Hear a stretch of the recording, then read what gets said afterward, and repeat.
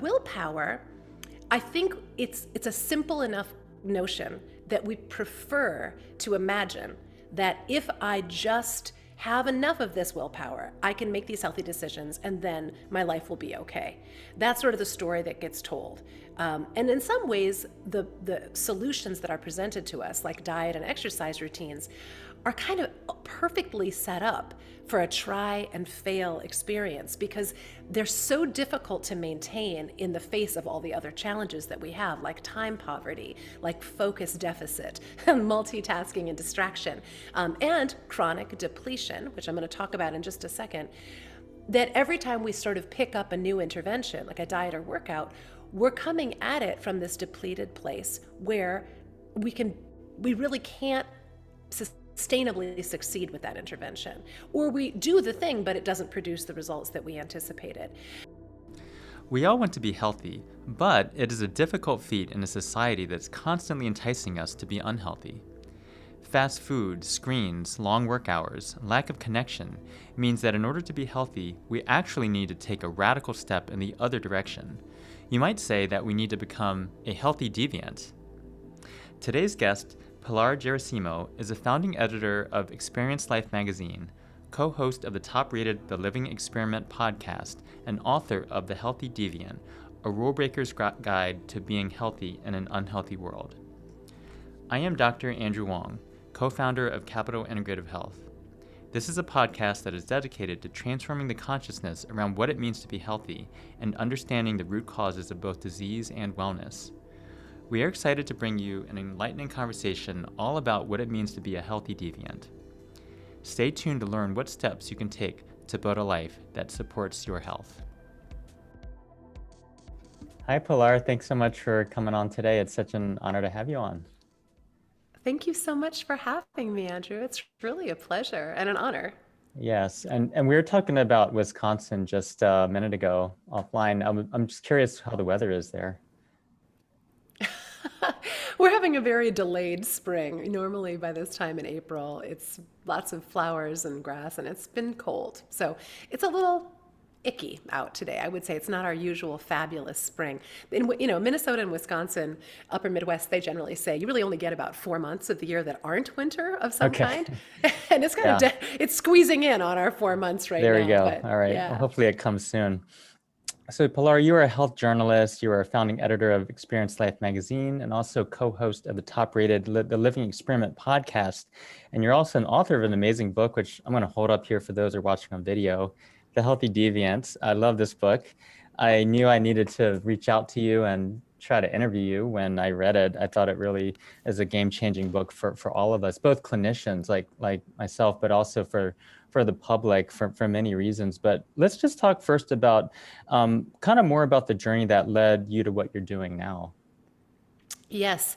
Well, there's a personal journey and a professional journey, and I think that they kind of came together in the book and the content that I founded the book in, which was part lived experience and part research and observation of what's going on in our culture. And what happened to me, my personal story, is very similar to what happens, I think, to most people in our culture, which is I started out as a pretty healthy, happy kid, and then found my health and my happiness degrading as I tried to comply with the norms and conventions of our society and tried to fit in with my peer group. I was born in 1967, so that late 60s, early 70s was really the beginning of a lot of the proliferation of processed foods and ready-to-eat things, and lots of different kinds of snack foods and microwaved foods.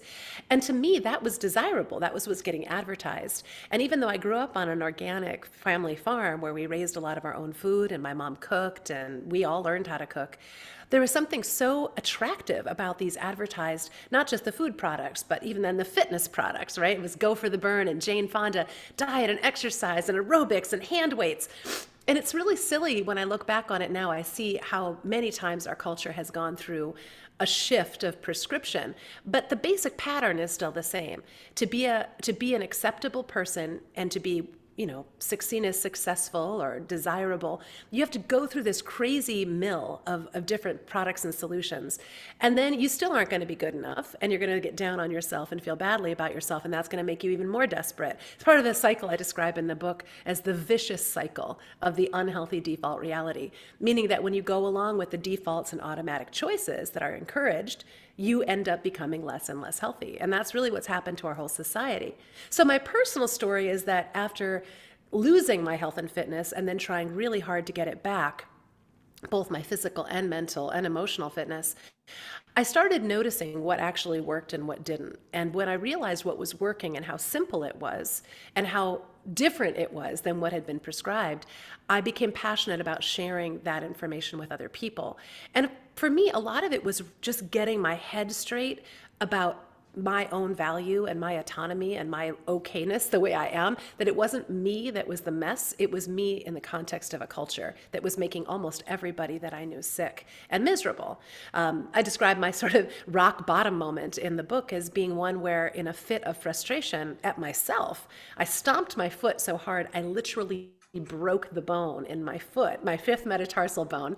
And that for me was so symbolically important, this realization that I had been breaking myself down, that I was capable of doing great violence to myself in my determination to do everything perfectly and be just right. I also realized it wasn't just me. Like I said, it was a lot of other people around me that had been suffering and struggling and experiencing the same mounting set of symptoms, rashes and stomach aches and headaches and misery of various kinds. So that coincided with my professional journey of being a health journalist and working on a health and fitness magazine called Experience Life, which I started in 2001 in partnership with Lifetime, then called Lifetime Fitness. And as I became more expert as the result of my professional researching, and I said passionate about sharing what really did work, telling the truth about what creates health and happiness and what degrades it, I found myself effectively obsessed with this idea that most of what we're being told to do doesn't work for most people most of the time. And to get into a healthier way of life requires first a radical shifting of perspective about what the real problem is. In other words, not you, but your relationship with an unhealthy culture that's experimental at best. And I would say right now, a kind of failing experiment culturally in what produces good results for most people. So from there, interventions are very different. The interventions that work are not just diet and exercise interventions. They're mindset and self-regulation and self-compassion, amplified awareness, preemptive repair, which we're going to talk about, and continuous growth and learning are what I consider to be the most important, what I call nonconformist competencies to help bust you out of the unhealthy culture. So for me, it's still a journey. Every day is an experiment. Every day is different than the last day. And I make my commitment to noticing, for me, what is going on in my own body mind and what my body mind is needing now. And mostly it's not screaming out for another yo-yo diet or another exhausting workout. Yeah. So thank you, Pilar. This is very enlightening. I feel like some light bulbs are popping in my head as you talk here. When we think about our culture, in the United States or, the Western world for sure, it certainly seems to me to be more of an individualistic culture, right?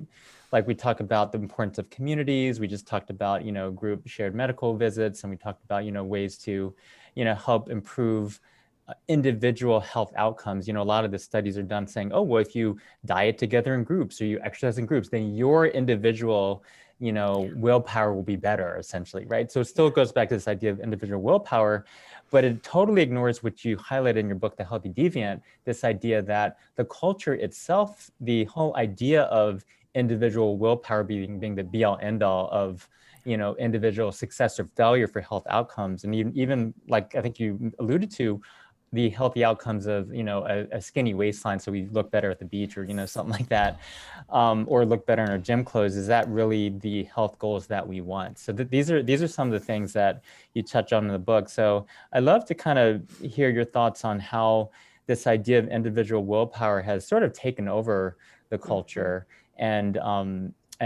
really, I think, muted this idea of the actual system itself is unhealthy by default. Yes, it's such a setup for failure, this obsession with willpower. It is very Western individualistic, oriented around how, the person can triumph in the face of challenge just by having more robust willpower. And I think it's really interesting. I have a whole chapter in the book about moving my essays from willpower to willingness, and which is a very different mindset. Actually, I have an exercise I call shifting your grip, which is about it's just experimenting with how that simple shift of attitude, like I have to do it, I've got to do it by force, versus I'm willing to experiment with this thing. I'm willing to notice and try something different.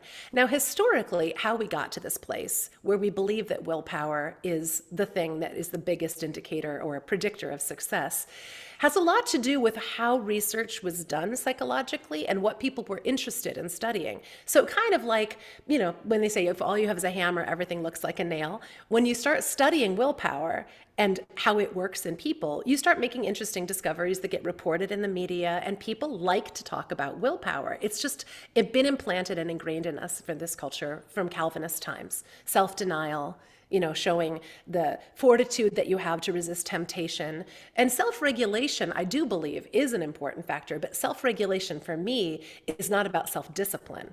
It's about re-regulating the dysregulated systems that we have neurologically, metabolically, digestively, a microbiome level. And so functional medicine has always taken a more complete look at the human being and how they operate or don't, and the conditions that create health versus disease. But willpower, I think it's a simple enough notion that we prefer to imagine that if I just have enough of this willpower, I can make these healthy decisions and then my life will be okay. That's sort of the story that gets told.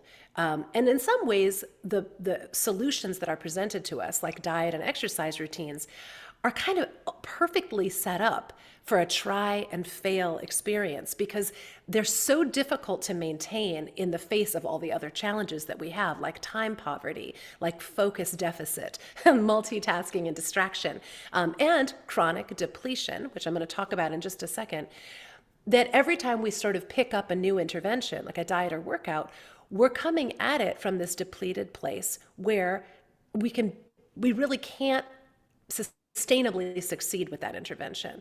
Or we do the thing, but it doesn't produce the results that we anticipated. And what happens, that again, psychological research has shown us, is that when we exert a lot of attention on something like a challenge, and it could be a diet, it could be, many of the studies that they did were about pain tolerance, like putting your hand in a bucket of ice water and seeing how long you could resist that. What they found out was that when you exert your attention and focus and determination that way, it effectively depletes your capacity in other areas. Now, there is some debate about the nature of these studies. Some of the results of these studies, when tested in a computer-generated environment, don't work the same as these visceral studies do of willpower. But there's an idea called ego depletion, which is that as we attempt to exert willpower, we begin depleting ourselves and we have less available, that it's a depletable resource to apply somewhere else. And the results of that are things like when we give people a very challenging mental math test, like a math test, or challenge them like cognitively, it depletes their willpower in another area. Like then offered the choice between various foods, people will choose the less healthy foods as opposed to the preferred, healthy options. The same thing works the other way, which is very interesting to me, that if you are exerting what they call restrained eating tendencies, trying really hard to manage your eating just so, it depletes your cognitive capacity in other areas, including your ability to even discern whether the foods you're choosing are in fact healthy.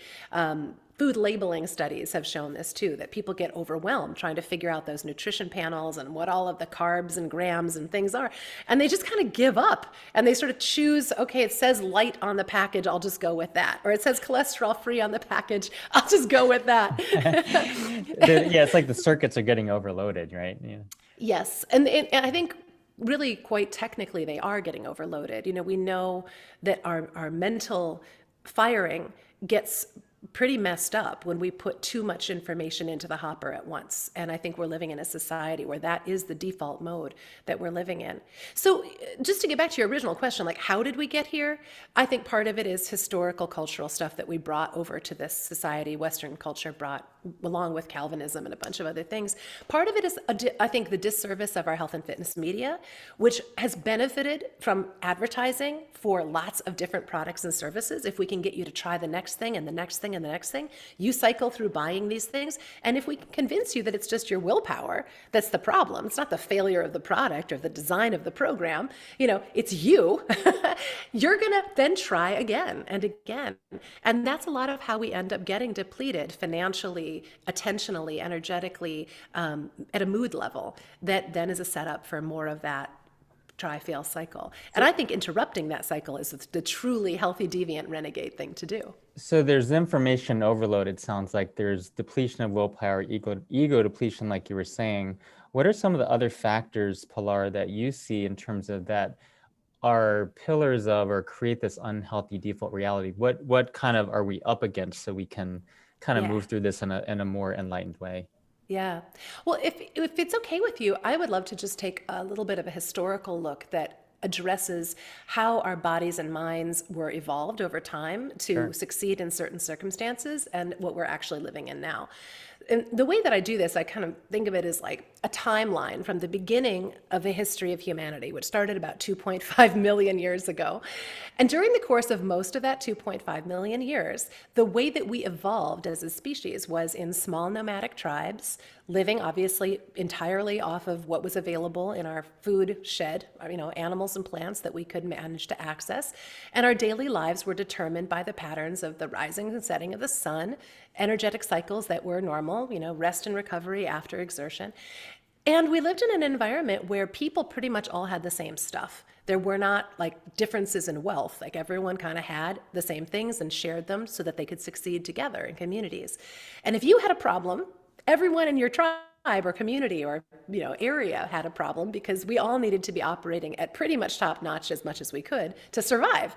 So those are the conditions over which we evolved. And then suddenly, about 10,000 years ago, which is like a blink of an eye relative to 2.5 million, we had the agricultural revolution, which changed everything about the way that we were living. We began domesticating plants and animals, having surpluses of things, moving into villages and then towns and then cities, and starting to see specialization that caused us to have some people to have more and some people to have less. It also caused a lot of technological change that rapidly led to the Industrial Revolution, which was just about 200 years ago, and then to the technological revolution of about 60 years ago, the first computers and lots of push-button appliances and things.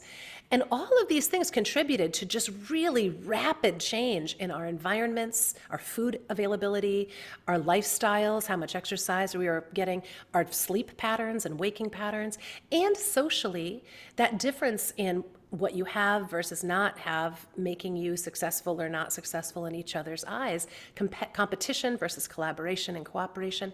So all of that happened. And then just 25 years ago, we had the digital revolution, where suddenly all of these devices and beeps and bings and blips are in our face constantly, and social media and all of that. This is an unprecedented set of circumstances that has only been in existence for about half of my 55-year-old lifetime. And what that means, if you really think about it, that accelerating rate of change from 10,000 years ago to 200 years ago, it's just been like a direct line straight up versus that flat line of almost no change. And what it's created is something called evolutionary mismatch, where the DNA and the tissue of our body, the design of our body-mind, the hard wiring, if you will, does not match with the circumstances we're living in. And I say, we are the first generation in the history of humanity to have even attempted to live the way that we're living right now. And that disconnect, that evolutionary mismatch, is creating conditions of chronic stress and consistent low-grade trauma, really. Like, what's wrong with me? What's wrong with the situation? Automatic negative thinking, comparing ourselves to each other, always feeling there's something wrong that we have to willpower our way out of. And that is a toxic experience. It's a constant source of negativity and feeling like you're failing in an environment where also it's becoming more and more difficult to get our most basic needs met just by in the course of our daily life. We have to have these specialty cures and interventions just to function. Even things like CBD or supplements that, whatever works, works. But the truth is we are having fidget spinners and spinning classes and all of these things that are designed to help us rise to the challenges of being healthy, where our bodies and minds simply are not thriving in these circumstances. So that's what I see as the basic problem, is that our most basic human needs are not being met during the course of what passes right now for normal, so-called normal daily life. I And agree. that's hurting. Thank you. There is so much mismatch, like you said, between our genes that, from millions of years ago and now with the technological, and then the, digital revolutions for sure. And even before that with the industrial and agricultural. So how do we kind of marry, or how do we pair this idea of, from Paleolithic times, we evolved with tribes and farming and, being on the land with all the abundance, to harvesting the best of the technological and digital revolutions? How do we kind of integrate those and synergize those together? Yeah. Well, part of it, I think, is experimentation and noticing what is working and not working. Like, I think one thing we've learned from PET scans and great science and observational studies is that this thing we call multitasking does not work. It just is not functionally ever going to work based on the way our brains are currently designed, until we have neural implants or something that can hold information over one hand while we function over here. Computers do that, but people don't. So I think we're observing that if we want to have successful days and nights, we need to find a way to regulate, again, not just discipline ourselves, but re-regulate our energy and attentional patterns, and put our focus on the most important things early in the day. Take breaks between tasks. Don't try to do things at once, because what that does is slows you down, creates inflammation and frustration, and sets you up for failure. That's just one thing, though, right? That's just, okay. Multitasking, for example, something that we're presented with as normal that doesn't work at all, and we're having to figure that out. The question is, how do we go about noticing the real impact that this normal way of existing, even though it's not functional, the impact that it's really having on us? And that's one of the reasons I say that amplified awareness, a higher than normal level of awareness on your own experience, is the first nonconformist competency. How do I feel when I get up, and how do I feel different 2.5 hours later after I've been struggling and toiling away without a break? Well, what I notice is I feel frazzled, distracted, brain fogged, energetically depleted, my mood is lower, and I can notice the first little signs of inflammation. If I have anything that's going to itch, it starts itching. The people around me start pulling their hair because they're, that's how we relieve stress, or we start fidgeting or, chewing on something. And if you really pay attention with amplified awareness to what's going on in you and around you, you're like, this isn't working. And then you start going, well, what do I want? Oh, I actually feel like it'd be good to take a break. Well, it turns out that our bodies and minds were designed to have these undulating energy patterns of high productivity and focus followed by recovery, but we're missing the recovery breaks that are known as Ultradian rhythm breaks. That's one of I call them renegade rituals that I recommend to people to help restore them to their higher functioning level. But once you have the amplified awareness that the way you're living isn't working with you, each of us does have to do a certain amount of studying and experimenting to figure out how to return ourselves to a better functioning state. Now, most people aren't going to go out and try to re-embrace the lifestyle of their ancestors, cave dwelling and all of that. And there's a reason that we moved inside, to be protected from nature's discomforts and dangers. I often say, I have coyotes out here in Wisconsin. I can hear them yipping away at night. I don't really want to be out there with them sleeping under a little blanket, Yeah. So there's reasons that we did it. But I think we have lost a lot in the process. And now the experiment is, how do we keep the best of what our bodies and minds need? How do we restore those cultural norms, acknowledging that we can't change our DNA, we can't change our hardwiring, while also embracing the best that this culture has to offer, which, remember, also brought us things like beautiful music created, on extraordinary instruments. And I'm talking about, from medieval music to now, like it's just really cool stuff. We didn't have that before. The fun of being able to watch, the Discovery Channel and learn how animals that are nowhere around you are living. That's the upside. There's some pretty cool stuff. And then there's the fact that things like watching the news are incredibly destructive to our health and well-being. And there are a lot of studies to show the more nighttime sort of news you watch, the less healthy and happy you are. Not just nighttime, really any time of the day. So I think experimentation is the name of the game, and then learning what I call the skills of the healthy person.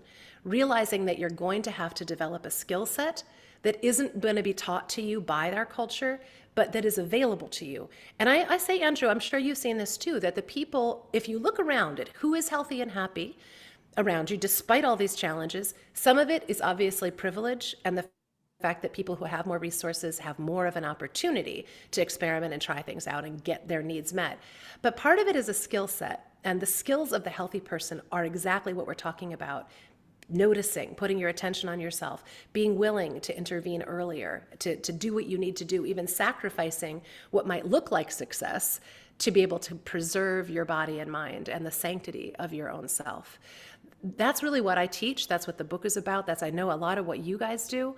Capital Health, other functional medicine practices really are starting to study how to create the conditions for health and happiness, even in the face of the cultural norms that are tearing them apart. Thank you, Pilar. Thank you for shouting us out too. When you think about functional medicine, and it's very similar to what you're writing about in your book, The Healthy Deviant, we think about this concept in society of normal. And normal is considered very, I would say, unsaid. It's sort of considered an optimal condition. Like, if you think about it, it goes back to our evolution, our kind of way that we kind of evolved as, in tribes of 150 villagers or less. And so in that situation, it's life or death. You don't want to be not normal. You don't want to be outside that tribe, right? So, but now we have millions, billions of people in the world, and we're in this environment where there's a environment genetic mismatch. So there's a situation that essentially is telling us primordially, internally, that we got to be normal to survive in this tribe. But now the tribe's like billions of people. So yes, in a way, we have to have that, like you said, this amplified awareness that essentially there's a mindset shift that needs to happen to say that nowadays in 2022 or beyond, when you're listening to this, whoever's listening here, normal is not optimal. The normal healthy, the normal default reality is actually not healthy. It's unhealthy. So, that's, I think, the first thing is that awareness, which then it sounds like the next thing is to build up that courage to break away and become a deviant, right? Because even that word deviant, I think I read that in your preface, like, what kind of book is this, So can you sort of describe the ideal, healthy patterns for you, and, what does it mean to be a healthy deviant? Let's kind of zero in on that for a second. Yeah, let's start there, because I think that the solutions that I'm proposing make a lot more sense once you understand what the concept of healthy deviance is really about. So you noted the word deviant in our culture is often, the first reaction you have is like, oh, not good, right? Bad thing. Nobody wants to be a deviant. Terrible people are deviants. But in the context of our culture, where most people, statistically speaking, are not healthy and happy, and I'll share some data about that, choosing to be a healthy person when most people are not healthy and happy is an act of social deviance. It's a deviation from the norm. Well, what is that norm right now? That norm is more than 50%, closer to 60% of people, adult US people, being diagnosed with at least one chronic illness. Many people being diagnosed with many more than one, because they tend to flock together. Type 2 diabetes and heart disease and all of those things, cancer. So if you think about right off the start, more than 50% of us are diagnosed as chronically ill. 60 to 70 some percent of us are significantly overweight or obese. 70% are taking regular prescription drugs, many more than one. By the time you're 65, I think it's like the average is 5 prescription drugs at once on a daily basis. 80% of people are not mentally or emotionally thriving, meaning that they're dealing with cognitive issues, depression, anxiety, mood problems, behavioral issues, and so on. 80%, Andrew. I mean, that's an enormous, massive majority, And not this is pre-pandemic, yeah? This is pre-pandemic. yes, Yeah. these are pre-pandemic numbers, and those numbers we know climbed, I think, to 89% Okay. during the height of COVID lockdown. And we still don't really know what the aftermath is going to be. Here's the thing, though, the number that blows my mind the most, and again, this research was done in about 2016. I don't know the current number because they haven't redone the study, but data that was reported in the Mayo Clinic proceedings and by the Centers for Disease Control suggested that about 97.3% of US adults are not practicing even the most basic healthy behaviors or habits that they would need to practice in order to stay healthy and happy for the long haul. In other words, we're not eating healthy enough, moving enough, sleeping enough. I mean, they didn't actually consider sleep. They only looked at eating a reasonably healthy diet, getting a moderate amount of exercise, not smoking, and get this, maintaining a healthy body composition, which to me, last time I checked, isn't a behavior or a habit. It's the outcome of behaviors and habits. So they really only looked at three things. And they didn't use a great standard for healthy eating. They used the USDA nutrition guidelines. So you think about it, 97.3% of people aren't managing to eat reasonably well, exercise enough or healthy ways, and not smoke. They didn't consider sleep, they didn't consider stress, they didn't consider social connection, and still 97.3% of people were not doing all of those things. And that means that if you are an absolute outlier. You represent a single-digit percentage of the US adult population, and you are having to work against the norms that produced that set of results. Every single day, you're having to do a lot of things differently than most people do them, and differently than we are encouraged to do them by a culture that now considers those behaviors, the antithesis of the behaviors that they studied, to be the norm and to be promoted by advertising, by media, set up to be easy and convenient everywhere you go. And I think that if you really take stock as a reasonably healthy person of how much of your energy and attention go into defending yourself against the unhealthy culture and defending yourself against the unhealthy norms, you realize it can be exhausting and difficult and depleting. We were talking about depletion. It's an effort. You don't get a lot of social support. People around you look at you weird. Things are not set up for your convenience. And all of that walking against the traffic of swimming against that tide proves to be another set of challenges that healthy people have to rise to meet, which is why I think it's very important to start addressing them more collectively and realizing we can create a healthier culture by making the demand of our circumstances, in our workplaces, in our homes, our schools, our hospitals. We have to start changing those norms because it's not sustainable to have a few people trying to manage life when everybody else is getting sick and really struggling to just get their most daily needs met. Thank you. Pilar, I actually came across that 97.3% figure even before I read your book. And then when I read it, because before I read your book, I was kind of like, what's wrong with people? Why can't they pull out their big guns of willpower, pull up that ace up their sleeve? Yeah. I think teaching a public health class. But the point is that, I kind of went to that unhealthy default reality mindset of, okay, 97.3% of people, they're just not good enough to do the lifestyle, something. What's wrong with them? What's wrong, right? So it sounds like a big revolutionary question you're asking in your book is not what's wrong with us as a human race, as our collective individual willpower. It's actually what's something wrong with the system, and Yes. there's collective ways to change that. I think a big thing that you had mentioned before is that there are a lot of, people that are able to, kind of hack into this a little bit more to some degree, once they get that amplified awareness with some degree of privilege. How do we get the entire population involved in Healthy Deviance? Well, the final section of my book, after I've talked about the concepts, how to do this, the renegade rituals, the interventions I suggest, after I present a program called the 14-Day Healthy Deviant Adventure, where I give people an opportunity to experiment with some of these suggestions and notice just the real life effect it has on them. The last part of the book is called Taking It to the Streets. And it's really about how we need to begin advocating for making healthy choices easier. And by healthier choices, I don't mean lower calorie food in the soup lines. I don't mean, putting a treadmill in everybody's office. That's not the goal. How can we create the the norms and defaults that support health and happiness, adjust the expectations and the demands that we're placing on ourselves and each other, provide more what I call preemptive repair opportunities that give people a chance to get ahead of the damage that is being done to them, but in this context of this culture, in order to reclaim their vitality and energy and mojo and resilience so that they can make healthier choices. We have to address the chronic depletion, burnout, overwhelm, freak out, depression, anxiety stuff in a more holistic way, not treating people as individuals who have a problem, but acknowledging the culture we have is producing negative results for almost everybody. And so how this might look would be, on the one hand, suggestions that some people, like my friend Dan Buettner, who has the Blue Zones Project, observe that redesigning our communities, redesigning the flow of traffic to allow people to be able to be outside and comfortably moving under their own steam more easily, as opposed to putting everybody in cars on freeways sitting, or public transport that, makes them sit and then just breathe, diesel fumes for hours in both directions. And some of it is obviously about the food supply, rethinking convenience and the lowest possible cost commodity-driven foods for nourishing foods that can taste wonderful and be gratifying, that you can get enough of and feel satisfied with, as opposed to foods that are designed to make you feel insanely hungry no matter how much of them you eat.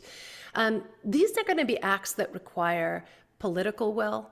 They're going to require a real shift in our educational system to honor the value of little children knowing how their bodies operate and respecting that infrastructure rather than fighting it all the time. By the time I was 8 years old, I was convinced I was a flawed person, that I needed to lose weight. I put myself on my first diet when I was 8 years old, I believe. That's a sick society. That's not a screwed up 8-year-old, Yeah. So there's just a lot of examples, but I think one thing I recommend to people is to begin advocating in small groups, in your workplace, in your school, for example. Say, this is important to me, and I don't think that these basic needs are being met. It might be a privilege to be able to voice that, but when you voice it as something that is going to benefit the whole, I think that's a responsible thing to do. For example, when I was running Experience Life magazine, we began experimenting with flexible locations of people long before that was the norm. Come in when you want, here's the stuff to do, and also, like, while we're at work together, let's plan to take breaks. Let's not frown on the person who is going off to take a walk at a break time, or just sitting and meditating in a quiet room. Let me model that as a leader and affirm people who are doing that rather than punishing them or ridiculing them. Saying thank you for taking care of that brilliant brain that I hired and that healthy body that is going to help you get through all of the challenges. And then when people do have issues, addressing them with compassion as opposed to go fix yourself and come back when you're fixed. I see a lot of that too, like people getting basically nervous breakdowns and going off, running away, trying to do recovery, and then coming back into the same burning fire that produced all of their breakdown in the first place. So I think, the great resignation, I often say, I don't think that that's a product of COVID. I don't think that that's a product of, the last few years. I think the burnout, overwhelm, and exhaustion have been cresting for a long time, and the most recent sets of circumstances have just, been that last little needle in the haystack for a lot, or last little straw, I guess, that breaks the camel's back. I'm mixing my metaphors, but you know what I mean. Yes, kind of the last thing, exactly. it was the last straw. Yeah. So your Ultradian rhythm breaks, I think you say in the book there's some of your top recommendations for how to take breaks during the day, because let's face it, we're not cars, and even cars, we don't run 24/7. We don't run that engine 24/7. It's going to burn out. Yeah. But yet that's what we do to our bodies, whether it's a work day or we're at home doing some errands. Yeah. We have this culture that really validates achievements and validates doing rather than being, and this is something that you speak to very beautifully in your book, is that there's actually a way to take a pause using the ultradian rhythm breaks, and that's going to give your system a chance to recover and be more resilient over a long term. Yeah, absolutely. Yeah, ultradian rhythm breaks, I think it's such an interesting word. A lot of people have heard about circadian rhythms, but even many doctors don't realize that there's another set of rhythms that, just like circadian rhythms happen on a 24-hour cycle, these ultradian rhythms, ultra meaning many, throughout the day, rhythms that happen on a smaller scale. Every 90 to 120 minutes, you have a peak in energy followed by a trough in energy. And what happens is, you mentioned a car. If you want to use that metaphor, it's like as a car goes down the road, burning fuel, it produces a pollution that comes out the exhaust, the tailpipe, right? And what happens is, as it's burning all this fuel, there's a bunch of leftover gunk that kind of starts, you got to push it out of the system.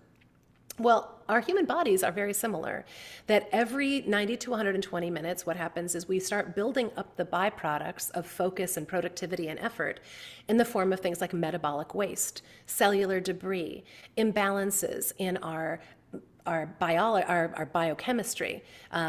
We start depleting blood sugar. We start increasing inflammation. Our neurosynaptic circuits start getting overwhelmed. The inbox is too full. And what happens is the body produces a signal of some kind, or multiple signals, that suggest that it's becoming stressed, fatigued, less capable of doing what we want it to do. And what we most of us will notice this if we pay attention. We have a experience about 10:30 in the morning if we've started at 8:30 or 9, and then if we start noticing it again midday. If we're lucky, we take our lunch break, but it happens again about 2:30, then 3 in the afternoon, people start hitting another low. And we are ignoring our body's signals in these low periods that it needs to take a break in order to process and detoxify all of that waste, in order to reorganize those disorganized neural circuits, in order to help rebalance blood sugar and hormones so that we're operating well again. If we're willing to take the break when we start noticing that fatigue, or schedule those breaks every hour and a half to 2 hours, our body profits from the break in effort in order to do all of this behind the scenes work, which is really important. Otherwise, what happens is that tailpipe in humans is basically being rerouted back into the cab of the car.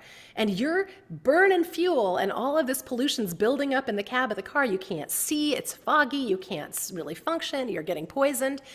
And you're also trying to ignore that in the service of just keeping going. Like, just keep driving, just keep driving. It gets worse and worse throughout the day. So Ultradian rhythm breaks basically give you an opportunity to acknowledge, I'm seeing the signal of tired eyes, of fatigue, of brain fog, of low mood, of exhaustion, of food cravings, the need to go to the bathroom, noticing that I'm itching or fidgeting or tapping my foot, that I'm frustrated with my coworker, that I just can't do this anymore. Taking the break, all you need to do is like shift gears, to go do something else if you want to that's simpler, like filling up your water bottle or emptying your trash. It can be an action like that, or taking a little walk around the block. But it also can be meditation or a nap. It can be deep breathing. It can be listening to something soothing. What it's not is dealing with anything that is digital, or looking at any media, or trying to process new information. Even things like listening to a podcast, I wouldn't recommend, because you're trying to empty those circuits so that they can process the stuff behind the scenes, plug in a bunch of wires that need to be connected, and then you get big ahas. Then you get, oh, wow, now I know how to solve that problem, or, oh, I know how to relate to this person. Suddenly you come back as a much higher capacity and higher functioning person. The military has studied ultradian rhythm breaks at quite a great level to understand what they call human performance rhythms. So for people who are wanting to be more effective and more successful, it's pretty clear that taking these breaks help to improve both your mental function and emotional function, as well as your physical capacity. And they reduce inflammation at a pretty amazing rate. I've had a lot of people tell me their A1C normalizes when they start taking ultradian rhythm breaks. Their blood pressure lowers. A lot of the signals of what I call pissed off body syndrome start to recede as the body goes, thank you for acknowledging my most basic needs. This is great. Pissed off body syndrome. We'll make sure to add that to the ICD-10 diagnostic code Yes. there. Oh, you really wouldn't need any other diagnostic codes That's it. if That's you just the root had cause that. right there. That's the root Yep. cause right there. Pilar, this is so great. I think, when you think about those ultradian rhythm breaks, we think about even that word break. It sounds like the body isn't doing anything, but in fact, it's metabolically and cellularly, mitochondrially regenerating. I mean, there's a lot of activity going on, like you Yes. said, clearing those waste products so that you can then focus on the next task at hand. So for all the listeners out there, if you are currently on your ultradian rhythm break and you are trying to take a break but looking at your phone, I'd like you to take a 5-minute meditation break right now and then switch back to the podcast so you can focus on the next section even more.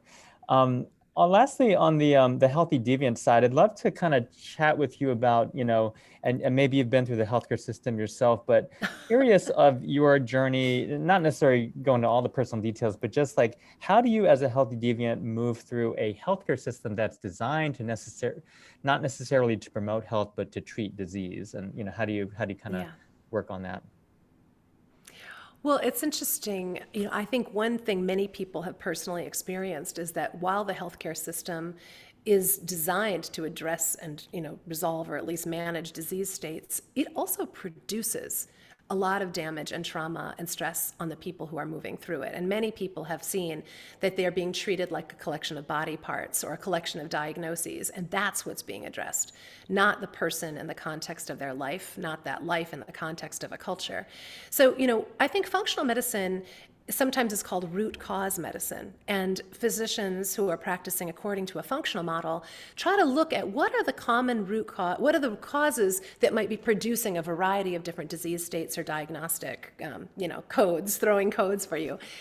I think maybe functional medicine could actually look a little deeper at the true root cause, thinking about what's going on in all of our lives that are producing this flood of autoimmune diseases and digestive disorders we call functional diseases that are disorders that we don't even really know how to diagnose, and we don't know how to tell people how to get better.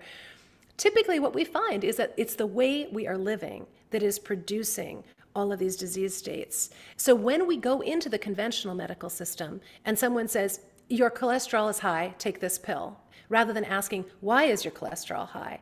And now we know from science that really what drives cholesterol, inflammation in the body. And that inflammation could be produced by a crappy diet, by a chronic infection, by chronic stress, lack of sleep.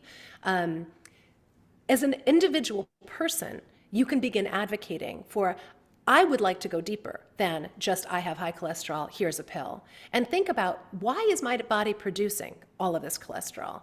And if your doctor and your practitioner are not interested in that question or don't know how to answer that question or help you investigate it, I would suggest it's probably good to aim higher and try to find another resource. Now, sometimes that's education. My friend Tom Blue at the Institute for Functional Medicine talks about, content as therapeutic. Learning, again, the skills of the healthy person, learning the knowledge base of the healthy person does sometimes, unfortunately, end up falling to the individual who has to begin researching and studying. But meeting together in groups of people who are learning together can make this a much easier and more joyful experience.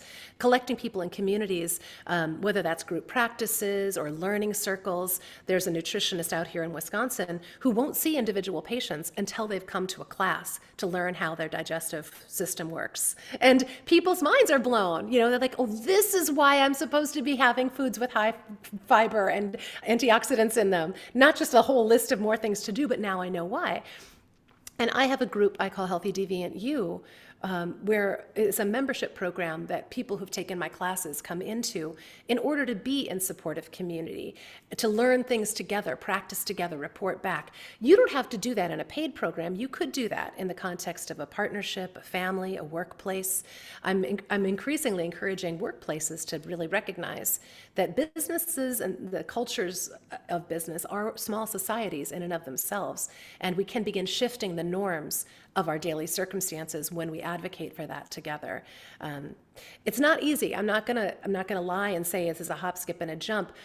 But I do believe initially shifting the attention away from what's wrong with me, what's my diagnosis, what's my disease, to what is causing me to live in a way that is producing these outcomes, not just for me, but for everybody around me. We can't all be having a statin deficit. You know what I'm saying? Like, there's a reason that this much cholesterol and that, we have runaway inflammation in our bodies. And I will say just one other thing about that we're living in a very difficult set of times, I think, in a figure it out level. Like, how do you be a healthy, happy person? It's a lot of why I wrote the book. But I think it's easy for people to go on Google and put their symptoms in and get a pile of confusing answers back that actually makes things worse.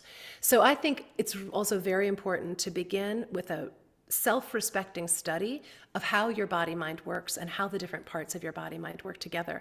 It's a tall order. It would be better if we started in kindergarten or preschool, really teaching kids this stuff, so that by the time we got to college, it wasn't like, oh my gosh, I've got to take organic chemistry. But I think now is a better time, because we do have some of these devices that make it easier to learn from each other, to get together and connect and compare our experiences, and with compassion recognize that if we want to be healthy and happy in the world we're living in now, we all need to begin doing things differently together. Yeah, that's so great. Thank you so much. And like you said, I think this is really focusing now on we need to learn or relearn, depending on the situation, how to take care of ourselves and do that in community. It sounds like people often learn better in community. At least they don't feel isolated. They can share kind of stories about what worked, what didn't work. Yeah. Pilar, thank you so much for being on today. This is so enlightening, and love to chat with you more about the Healthy Deviant life. And really, this is a revolution that you're starting here. So very exciting to be part of the revolution and kind of light up the way here. We can ask you a few closing questions if you don't mind. We do usually ask that for all of our guests, kind of questions about health. I think the one thing is, what do you do every day to cultivate joy? Because we know that having joy and meaning and purpose in life is a really important part of having a healthy, happy, fulfilling life. And in a way is a revolutionary act in itself to focus on joy rather than like other traditional markers of success. Yeah, absolutely. Well, one thing I do, I have a morning practice I call the morning minutes, where I take a minimum of 3 minutes when I first wake up before I plug into any digital devices or any media. And I simply do something that feels good to me. A lot of what I do, every morning I will light a beeswax candle. Just Nice. a very simple, unscented beeswax candle. Okay. And I let the pleasure of that experience really sink into me. The smell, the look, the sound of it, just focusing, letting myself be. And that practice alone, the focus on what feels good to me today. Sometimes I'll play my guitar for 3 minutes. Sometimes I'll pet my dog for 3 minutes. Sometimes I'll walk outside and just listen to the birds and the wind. That gives me joy. That brings a sense of wonder and pleasure and awareness back of myself as an autonomous human being with choices to make. And it sets me on a path too, where then I can decide like, oh, I can notice myself. I'm ready for a walk now. Just doing what your body wants you to do can be a source of joy and pleasure. That's beautiful. And just connecting that mind body and only takes 3 minutes, that's so great. And how can listeners, Pilar, learn more about you and work with you? Well, the easiest place to find the work related to this body of knowledge, my Healthy Deviant work, is at healthydeviant.com. I've got a lot of resources there, free resources for learning, also classes, programs, and membership things. There's a quiz that I have there too that I would really encourage people to take called Are You a Healthy Deviant? A quiz. It just takes like 3 minutes. It's maybe 20 questions, but it will give you the answer to where you fall on a healthy deviant spectrum. At the same time, it will actually kind of help inform you about what healthy deviance is and some of its different modalities and different ways you can be thinking like a healthy deviant or behaving like a healthy deviant, as well as some next steps that can help you move forward on your healthy deviant journey if you want to. So it's kind of fun to find out, like, am I a hardcore healthy deviant, a healthy deviant in the making, somewhere in between? Nice. Yeah.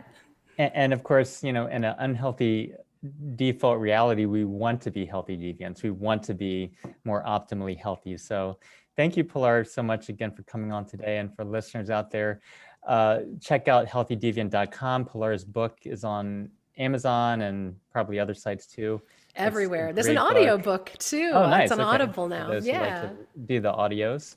I prefer the kind of paper, but it's great just to have a book in my hand, and it's kind of a source of meditation in and of itself. Well, and it's an illustrated book, so Yes. a lot of these things we've been talking about, I drew pictures and charts to explain them because I do think we all learn better that way. But the audiobook comes with PDFs. I love too, the illustrations. They're really funny. Thank They're really you. great. All right. Well, we'll chat later, and thanks so much again for being on today. Thank you again so much for having me. It's been a pleasure. Thank you for taking the time to listen to us today. If you enjoyed this conversation, please take a moment to leave us a review. It helps our podcast to reach more listeners. Don't forget to subscribe so you don't miss our next episodes and conversations. And thank you so much again for being with us.